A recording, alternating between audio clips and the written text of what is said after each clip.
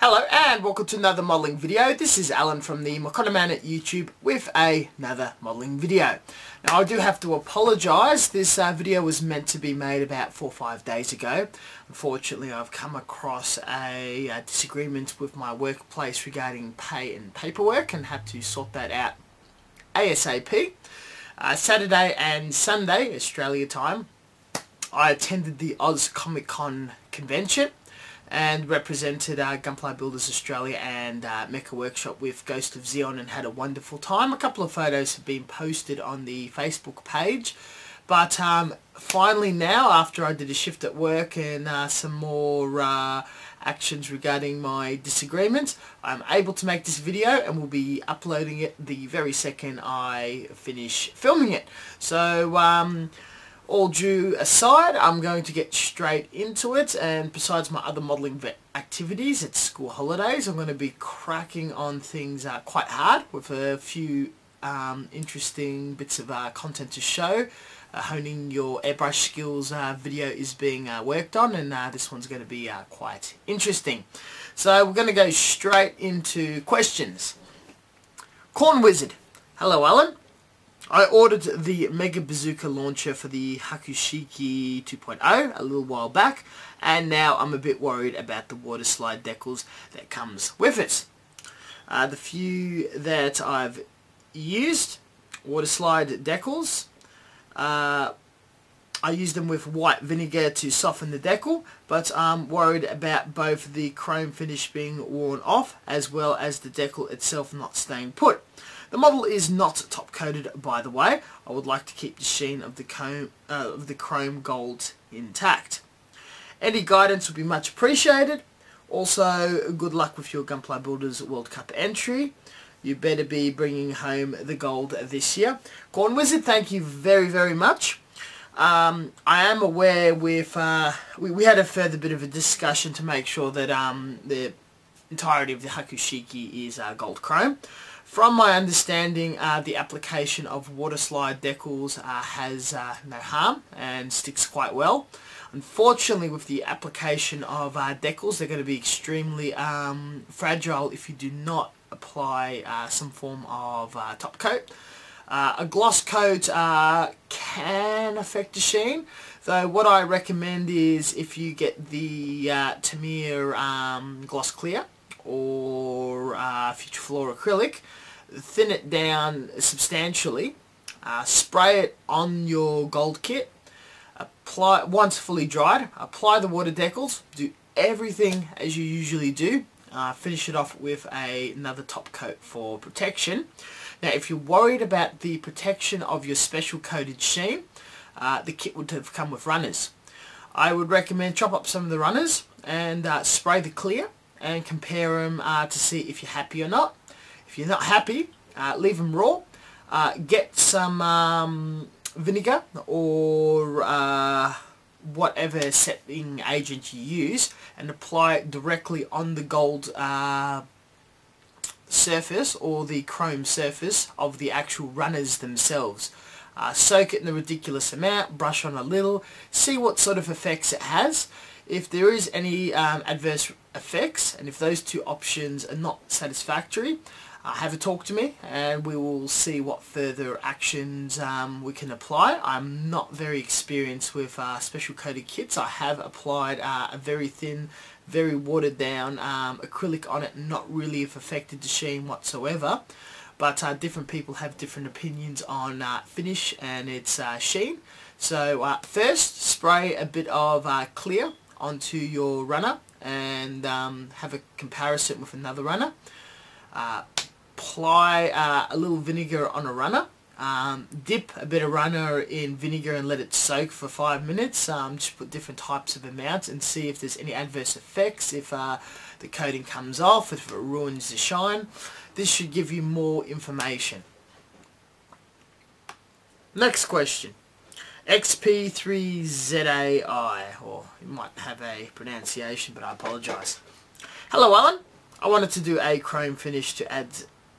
I wanted to do a chrome finish to some of my Gunpla kits, and I'd like to ask the difference between Alclad 2 chrome for plastic and Lexan because it's quite hard to get hold of Alclad 2 Chrome for plastics here for some reason.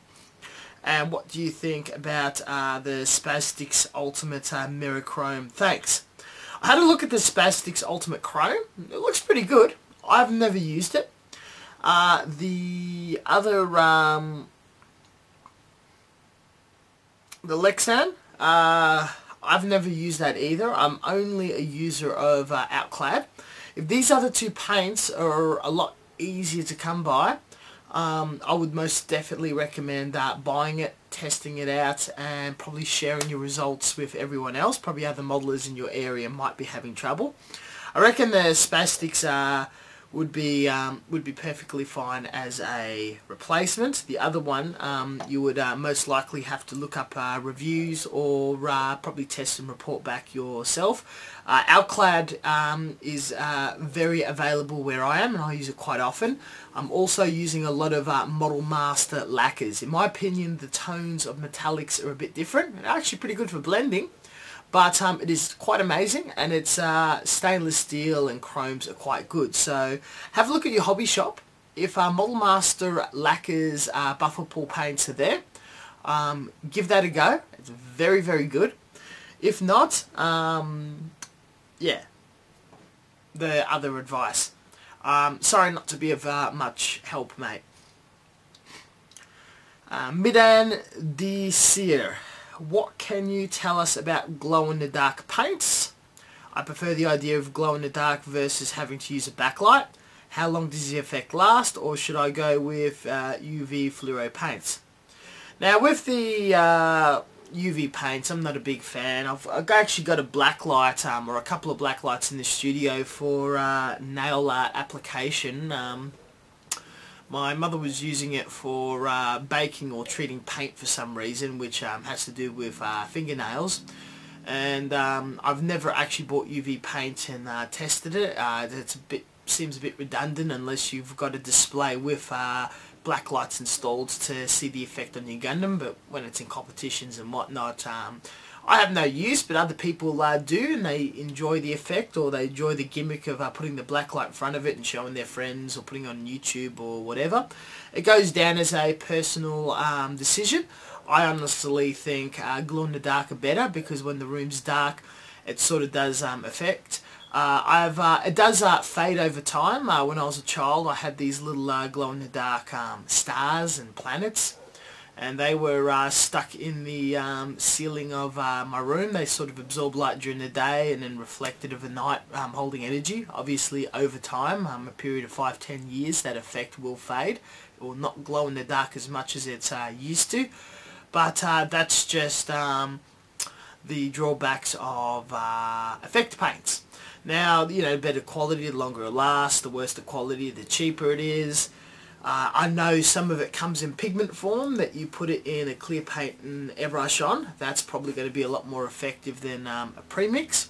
But in the end, I highly recommend of heading in the direction that you're most likely to desire, which is the glow in the dark by the sound of it. Just explore, buy a couple of different type of cheap paints, buy a couple of the vials of pigment that comes from Hong Kong. Have a bit of a play and just explore. If there's some tutorials out there, definitely hit that up. But yeah, that's my opinion between the two. And some like one, some like the other. I've done a couple of glow in the dark kits, but I haven't done it for many years. It's just not my thing anymore. Timber Swiss 3. What's your beef with HLJ? I've been wondering for a while, and I finally remembered to ask this in one of your Q&As. It's probably time I did have a little talk about this in some sort of official Mokonoman capacity. A long time ago, and you'd see my earlier videos, I was a fan of Hobby Link Japan when Gundam Models was not so available in Australia and Melbourne. The distributor only went to a certain amount of stores. One of the stores, I had an issue with the owner and did not feel comfortable shopping there. and the other stores which were not being officially supplied by our local supplier, and getting it overseas was just far too expensive. The rest of the shops were tiny and had very limited range. HobbyLink Japan, way back in the day, before the warehousing and all that stuff, was quite a good service. It wasn't as angry in marketing. It didn't really have any special services or YouTube channels or tutorial websites. All it did was just sell kits. It actually mostly focused on toys and military models. You would used to just go on, you would pre-order or you would buy, and it would give you the option of holding off whatever you buy for a month or two until the pre-orders arrive and everything gets shipped in one go. What they initially had was an actual warehousing system or virtual warehouse, where they would actually get a cardboard box with the HobbyLink Japan logo on it, and they'd actually physically write your name. And when you pre-ordered something and you're waiting for your other orders to come in, they would physically place everything that they've got in stock in your box and your box only, and once it got full, there was time to ship. It would box up, ship to you. Nowadays, since everything's in the computer, it's virtually, or the computer says, you know, there's 200 of these kits, they're allocated to 200 people. Now, someone might go through the warehouse and go, I'm going to take this home, build it, or it might get sold, or there might be too little, and a few people miss out. And they've told that there's a kit reserved for them, or a toy reserved for them, and they don't get it. Over time, when you used to email and whatnot about getting stock or getting a certain kit or things are out of order, you would be in contact with an actual human being. They would help you out. Nowadays, it's all computers. You're quite ignored. You don't get refunded as easily. And just it's pretty much alienating with their very, very heavy marketing the efforts of official suppliers in countries. So what's Bandai's trying to do is set up distribution networks in major countries like Australia, and they provide kits as cheap as humanly possible to these brick and mortar stores to sell. Now granted, they are slightly more expensive, but there is all sorts of social benefits, like the mid-year campaign, which mind you is extremely generous in its prices, and the funding of the Gunpla Builders World Cup, as well as other projects of putting the Gundam series and animes on the internet free to view.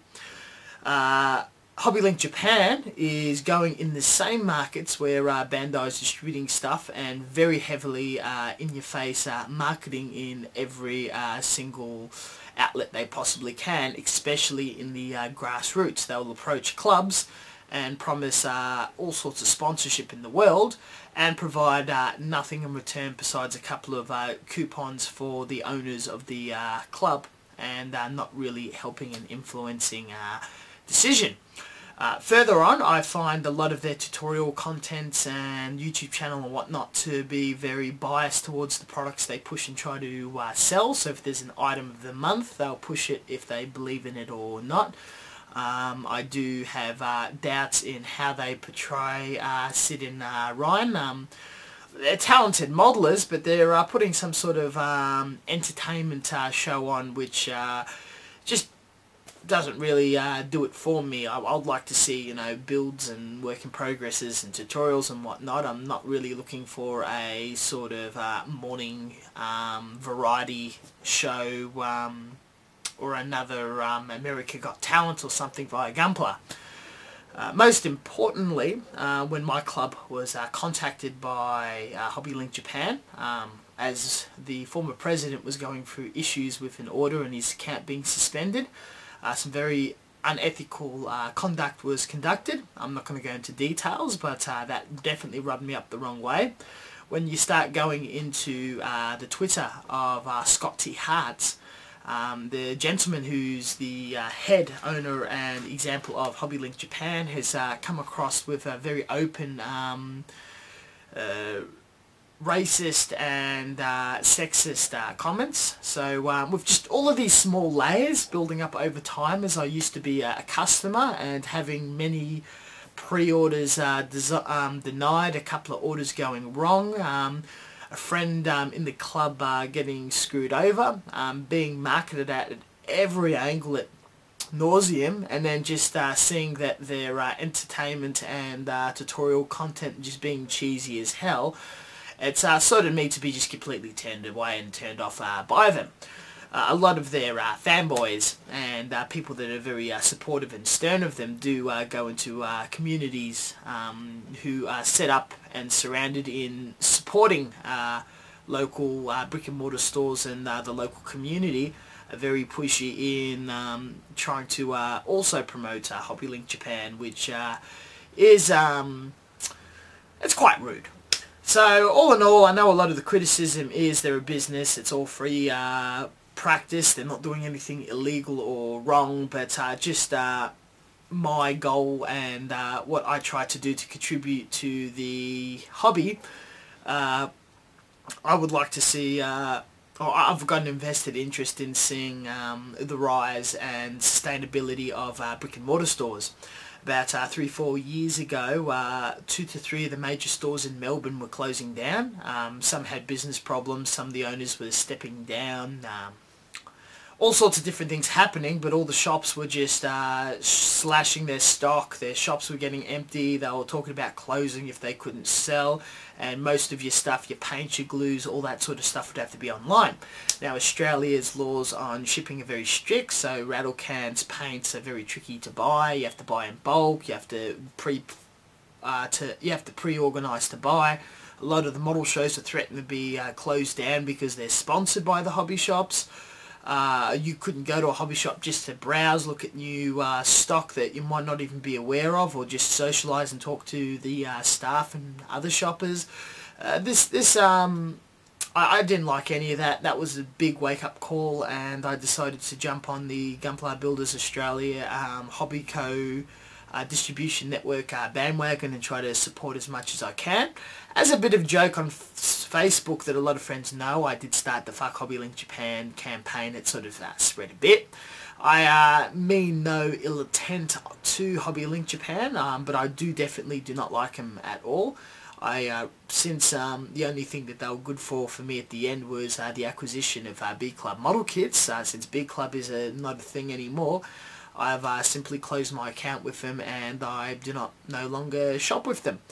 If I do have a desire to shop online for something that there's no way that local shops can get, Ami is quite a excellent online store. It's a very down-to-earth human interaction, very easy to get along with. Hobby Search is also quite nice, but generally that's just the whole story, my feelings about HobbyLink Japan.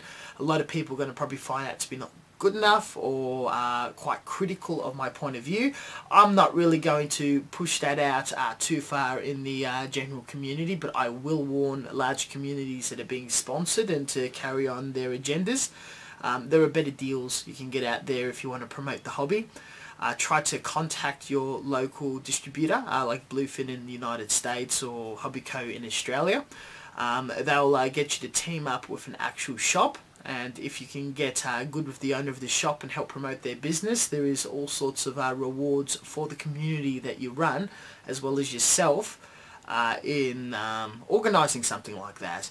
And trust me, when hobby shops start closing, a lot of people in the States and the UK will testify, it's not a lot of fun when you have to travel massive distances to a hobby shop, or just losing something that you know it's good to have. So I'm going to push that under the rug. I'll probably answer it again if people ask in the far future. Any further questions, I'm always open. So I hope that answers your question, mate. Lun242, what primer and gloss top coat do you find works best with Alclad? Can Mr. Surfacer Black serve as a primer black base to spray Alclad metallics over? Thank you for answering my last batch of questions as well.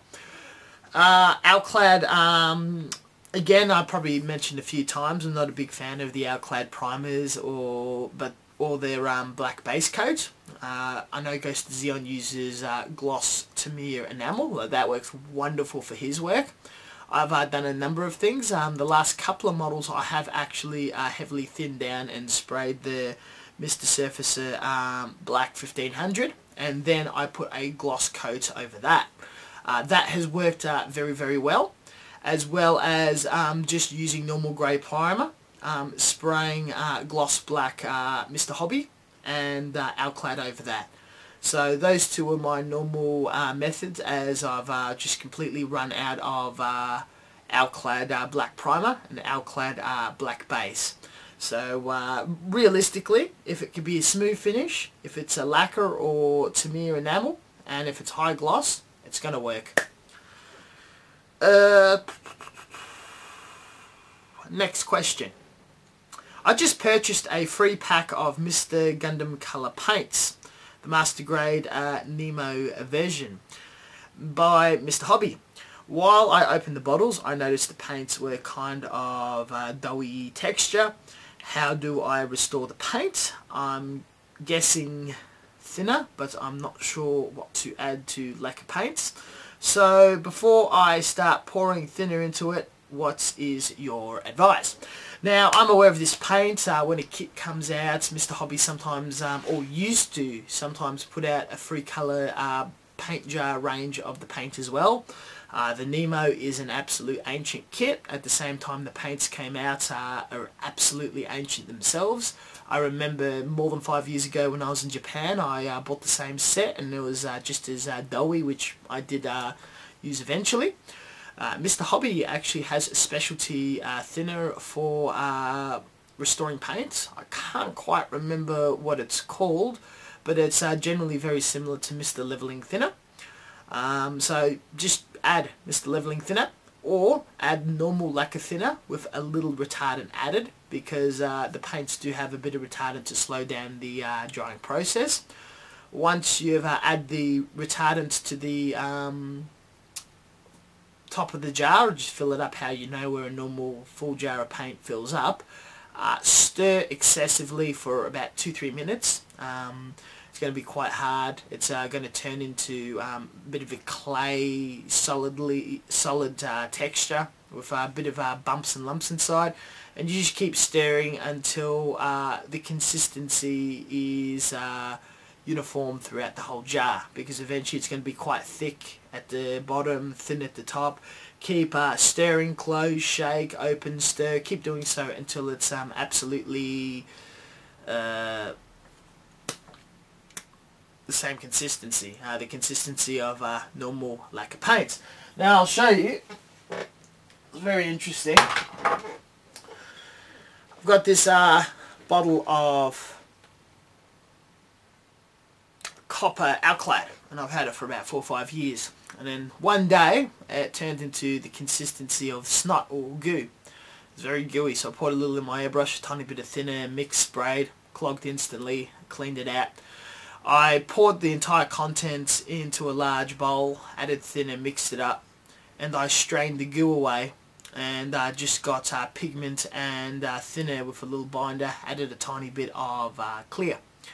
And that sprayed on fine, but a large bulk of the paint was wasted because it's turned into goo. Unfortunately, just a word of warning when you're restoring paint, copper and some metallics do, like titanium, does have a tendency of having a different chemical in it, and it can go rancid or off. And when it goes off, that can't be restored. I would not even probably recommend straining it unless you know what you're doing. So most paints, solid colours, lacquers, always restorable. Metallics, metallic Alclads are normally easily restorable as well. I actually had a stainless steel brake, or the cap brake, dried out, added thinner, mixed, applied, and just did that every time until it ran out. But just be very careful with your coppers and specialty metallics. But that was just a little bit of an extra freebie.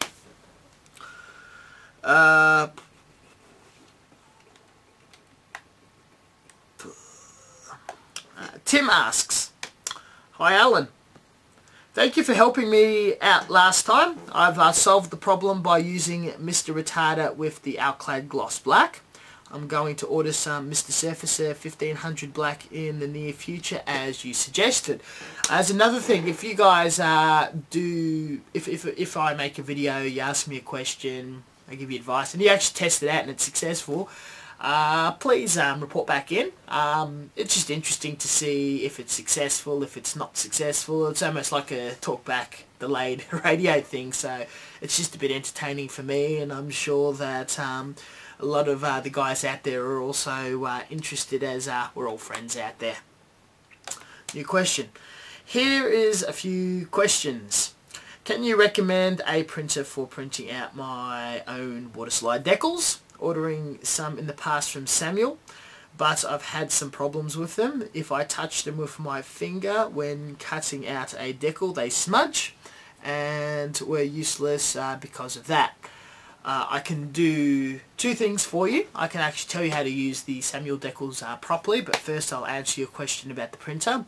I had a look at printing my own decals. You can buy decal paper that's white background or clear. The problem is, if you want to print white, you do it on the white, but you don't have any clear bits, and if you do it on the clear bits, you don't have any white. There's techniques of, painting bits of white and whatnot. Very complicated. You can look at laser jet printers that print white and print it on decals. You can Google that, see reviews, whatever. Tutorials as well on printing decals. Another one, I talked to my friend Cam, who's a very, very well-known modeler. He recommends the ALPS MD5000.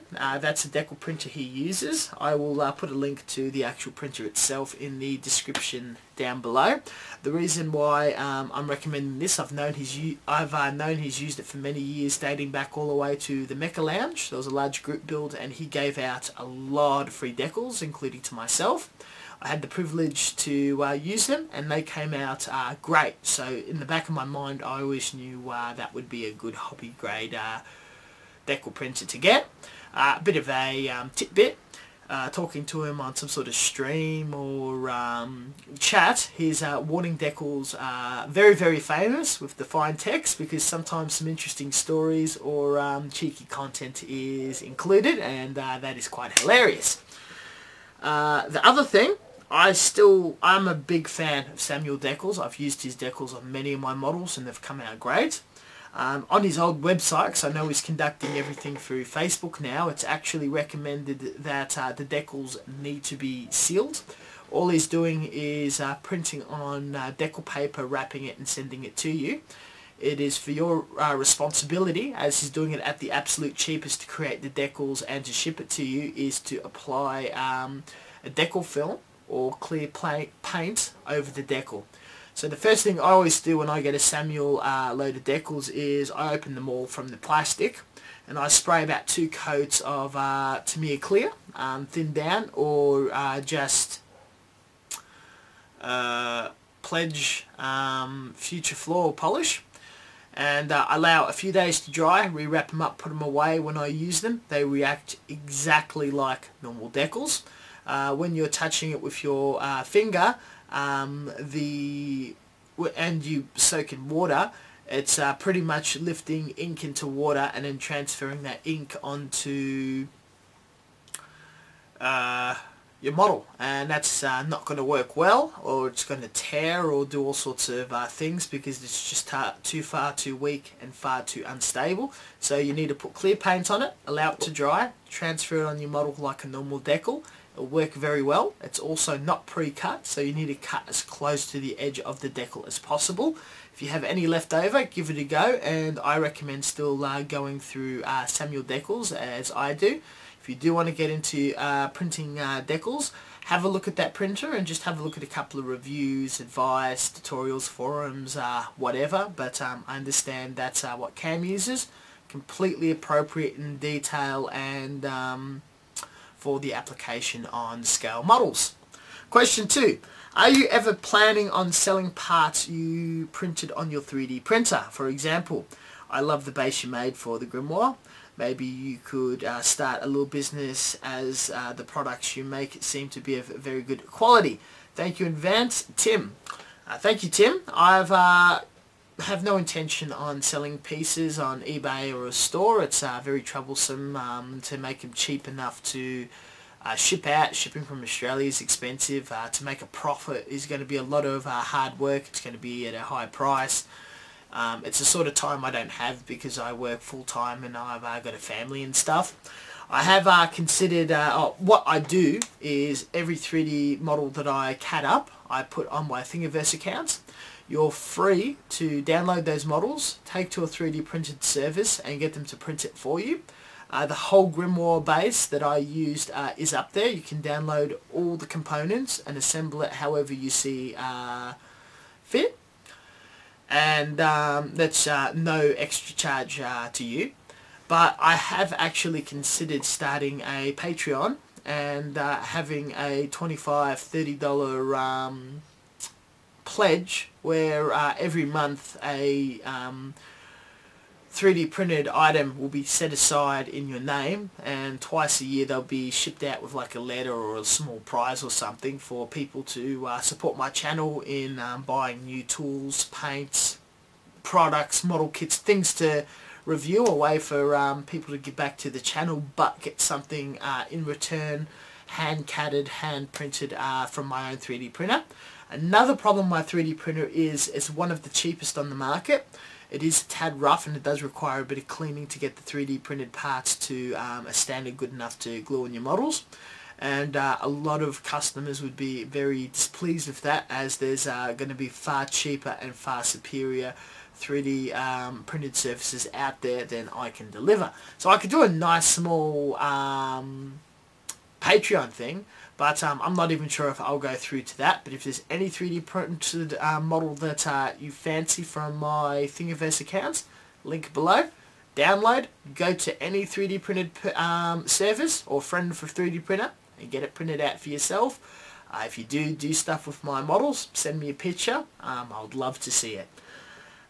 If you have any more questions or feedback about the Patreon idea, I'd love to hear people's thoughts on it. If it's an idea thing to go ahead, if people really dig it, or if people are going to think critical of it, call me a scab, whatever, not to do it because it's a bad look on the work I do for the community on my channel. I'm very open to that feedback from my long-time viewers. Blue Angel, any tips to remove seam lines on SD kits? Thanks in advance. SD kits is a bit of a pain. They're small, they've got very bulky parts, and there's all sorts of seam lines in hard to reach places. If the putty is covering detail, apply masking tape on each side of the seam, apply the putty, remove the sandpaper, once dried, sand back. But besides that, if you don't want to remove the seam line over and over and over again, Squadron is really good as it doesn't shrink. That's my preferred choice of putty. And just take it very slow. It is a bit tedious, and it's generally going to be a lot more work than a high grade or master grade in removing seam lines. So just be patient, and the finished work you'll get is going to be wonderful, and that your SD is going to look much cooler without those seam lines, and a lot of other people then that just pretty much snaps it together. On the flip side, it is going to probably take you like 4 or 5 hours to do so. More questions. This is quite a lengthy session. This was a Facebook question. Alclad to chrome paint clogging airbrush after spraying for long periods of time.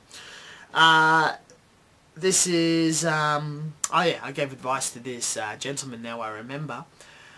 Alclad is pre-thinned, and people think it remains pre-thin, but it's lacquer. Lacquer evaporates and dries very quickly. Every time you open the cap, you pour it in your airbrush, you use your pour back, it thickens slowly over time, it dries out. Over time as you use it, and it thins itself out, it dries itself out, over time you need to add a little more lacquer thinner and retardant to the bottle to keep it to its same milky consistency. So if you've had a bottle, you've used about a third of it, and it's starting to get a bit hard, or you're doing a really long airbrush session, occasionally chuck in a few drops of thinner, do the back jet bubble technique, chuck a couple of drops in the jar, shake it up, put it aside, and it should not give you any issues in the future. Another problem it can be, I mentioned the copper going into that snot goo consistency. I'm only aware of that happening to copper, but if that happens to you with copper and you've owned the paint for 4 or 5 years, they have a tendency of going off, and that's just something to share. Arthur, can you please buy a vintage Zigok and do a tutorial on how the hell to attach the arms? I would I'll say it so because it's kind of written funny. Could you please help me modify a vintage 1980s style Zigok and make the arms fully articulated into a tutorial? Unfortunately, I do take requests for tutorials and builds, but there is a long time because I am working on my Gunpla Builders World Cup, and I've got a list of other tutorials that have a higher priority on my schedule. I have no intentions of making a vintage Zigok, but I'd imagine if you're working on the 1980s kit, you would saw the arm up to be individual components, and you would need to make it somehow articulated and overlapping. There would be multiple ways. You can either put wire armature or dull wire armature, which you can buy off eBay, and cement, putty and super glue each link onto the wire, and it would be able to bend around with the arm on. It would be a bit tedious. Another one is you can buy dull knuckle armature. I'll put a link in the description of an eBay item. You can cut it to size. You can glue each knuckle onto the each arm covering to the knuckle. It's articulated dull armature. Once you look at the link, you'll see what I mean, but just glue those pieces on those articulated pieces, and that would give you very interesting articulation. For those that are interested in all sorts of scratch building and fun projects, just have a look at the eBay item. If it looks something of interest that would be able to make an interesting model or articulated piece, it's probably something to throw in your toolbox. They're only a few dollars. My mother is a porcelain doll artist. I've had them laying around the studio forever, and you can buy them thin, thick, and I have used them in the past, many years ago, but it's just a useful item that I happen to be aware of that I'm more than happy to share with everyone else. Mate, if you continue having a bit of problems with it, you're more than happy to contact me and I can give you some further advice. We are down to our absolute last question. Another one from Facebook. Hello again. Well, I got primer, Tamia, and I'm struggling. I find it really hard to cover the area, and it is my first time airbrushing. Still been using spray cans all the while. Is it because I am using a 0.2mm nozzle, spraying at about 25 to 30 psi? This is a very good question. I recommend, if you're starting out, to check out my series on honing your airbrush skills. If you're using your airbrush for the first time, I reckon just spraying some test models that it's not going to be serious, and some lines on a piece of paper. Thin down some actual paint that you're going to regularly use and spray that first, because paint's very easy to airbrush over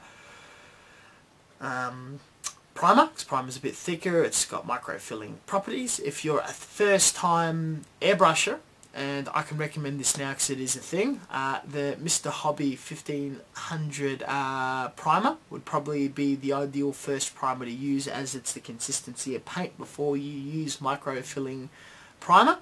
And when you're mixing paint, get one of those small little silver dishes, mix it in the actual jar so it's of the same consistency, of instead of adding paint then thinner in the actual cup of the airbrush, where the paint is most likely going to sit at the bottom and do its clogging.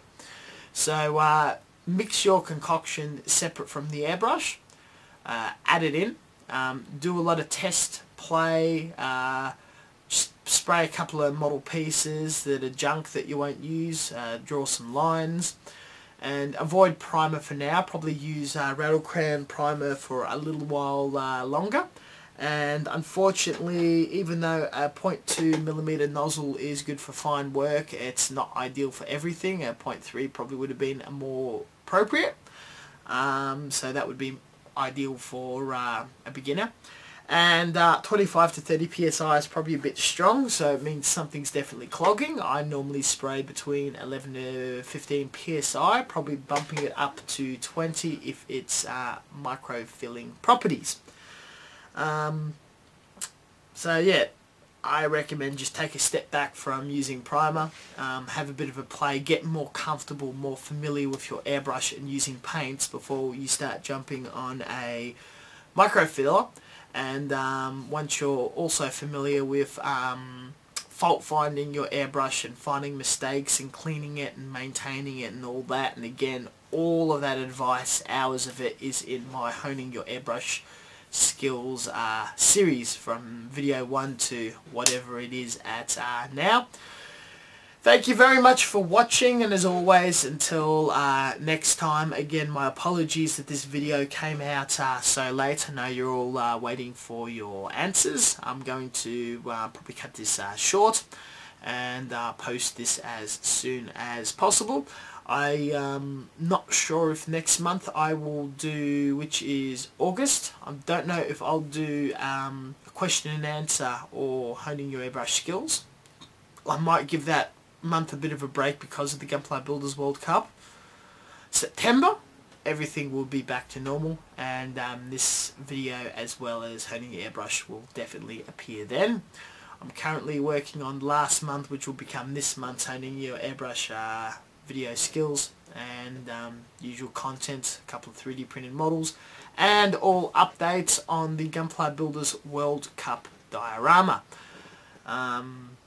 As always, comments, I'm very happy to answer questions, interact with you guys. I answer private messages. I'm more than happy to help you guys out. I do have a Facebook page, and that's always I'm constantly putting content of that for the past few months. I share a lot of tutorials and interesting articles written by my fellow peers, friends and colleagues, and as always, updates from my own workbench and another place that I post my videos, as well as outlining interesting events that I'm attending, photos of those events, that sort of thing. Catch you guys later, and happy modelling. See ya.